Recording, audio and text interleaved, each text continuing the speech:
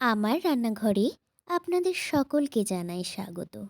আশা করছি আপনাদের নতুন বছর সকলেরই ভালো কাটছে।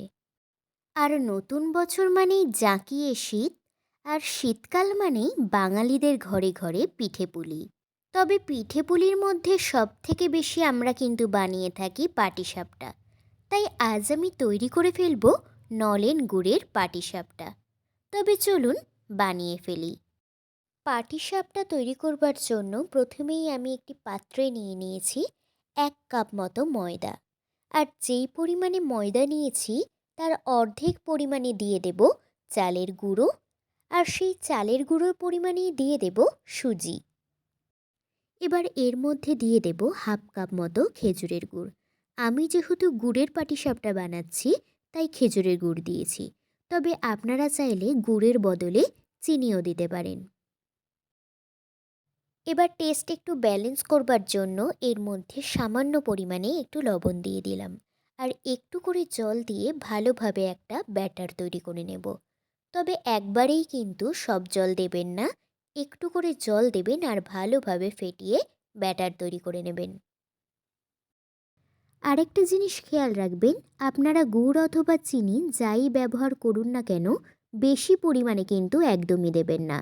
বেশি পরিমাণে যদি মিষ্টি হয়ে যায় তাহলে পাটিসাপটা আর উঠতে চাইবে না।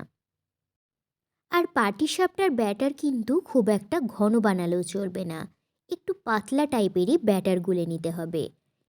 পাটিসাপটার ব্যাটার কমপ্লিট। এবার প্রায় 15 মিনিট মতো ঢাকা দিয়ে রেখে দেব। ব্যাটার যতক্ষণ রেস্টে থাকবে ঠিক এই টাইমের মধ্যেই বানিয়ে নেব পাটিসাপটার পুর। আমি পাটিসাপটার পুর তৈরি করবার জন্য নিয়েছি 250 গ্রাম মোয়া। এবার মোয়াগুলোকে ছোট ছোট টুকরো করে কেটে নেব, যাতে খুব সহজেই কড়াইতে দিলে মেল্ট হয়ে যায়। আর আপনারা যদি চান মোয়া ছাড়াও নারকেল দিয়ে পুর তৈরি করে নিতে পারেন, অথবা খেজুরে গুড়ের মন্ডাও দিতে পারেন। এবার গ্যাসের ওপর চাপিয়ে দিচ্ছি একটি কড়াই, আর কড়াই গরম হয়ে এলে তার মধ্যে দিয়ে দেব টুকরো করে রাখা মোয়াগুলো। আর একটু নাড়াচাড়া করে নিয়ে এর মধ্যে দিয়ে দেব 1/2 কাপের একটু কম গরুর দুধ। এর ফলে মোয়াগুলো কিন্তু আর কড়াইতে লেগে যাবে না, বেশ ভালোভাবেই মেল্ট হয়ে যাবে। গ্যাসের ফ্লেম লোতে রেখে বেশ কয়েক মিনিট সময় নিয়ে মোয়া মেল্ট করে নেব। দেখুন মোয়াগুলো মেল্ট হয়ে গেছে। এবার এর মধ্যে দিয়ে দেব 1 টেবিল চামচ মতো খেজুরের গুড়। তবে এটা একদমই অপশনাল, আপনারা চাইলে সামান্য পরিমাণে ব্যবহার করতে পারেন, আবার নাও করতে পারেন। এবার গ্যাসের ফ্লেম লো টু মিডিয়ামে রেখে মোয়ার সাথে গুড় ভালোভাবে মিশিয়ে নেব। আর মোয়ার সাথে গুড় যখন মিশে যাবে তখন বেশ কিছুক্ষণ জাল দিতে থাকব। তবে আপনারা ধরুন পাটিসাপটার পুরের জন্য মোয়ার ক্ষীর অথবা নারকেলের ছাই তৈরি করতে চান না, তবে বাজার থেকে কয়েকটা খেজুরের গুড়ের মন্ডা এনে ঝুড়ো করে ভেঙে নিয়ে পাটিসাপটার পুর হিসাবে ব্যবহার করতে পারেন। দেখুন কথা বলতে বলতে পাটিসাপটার পুরও রেডি হয়ে গেছে। এর থেকে কিন্তু আর বেশি ঘন করব না। পাটিসাপটার পুর যখন ঠান্ডা হয়ে যাবে তখন অনেকটাই ঘন হয়ে যাবে। এবার গ্যাসের ফ্লেম অফ করে হালকা করে একটু ঠান্ডা করে নেব। পাটিসাপটার ব্যাটার আর পাটিসাপটার পুর দুটোই কমপ্লিট।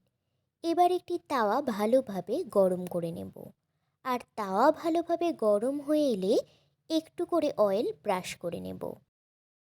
এবার দিয়ে দেব ছোট হাতার 2 হাতা পাটিসাপটার ব্যাটার, আর ঠিক এইভাবেই ভালোভাবে গোল করে নেব, ঠিক অনেকটা গোলা রুটির মতো। আমি এখানে সাদা তেলের ব্যবহার করছি, তবে আপনারা চাইলে সাদা তেলের বদলে ঘিও কিন্তু দিতে পারেন।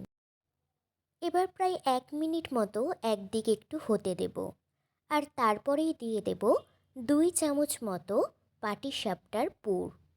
আর পাটিসাপটার পুর আপনারা নিজেদের ইচ্ছে মতো কম বেশি ব্যবহার করতে পারেন।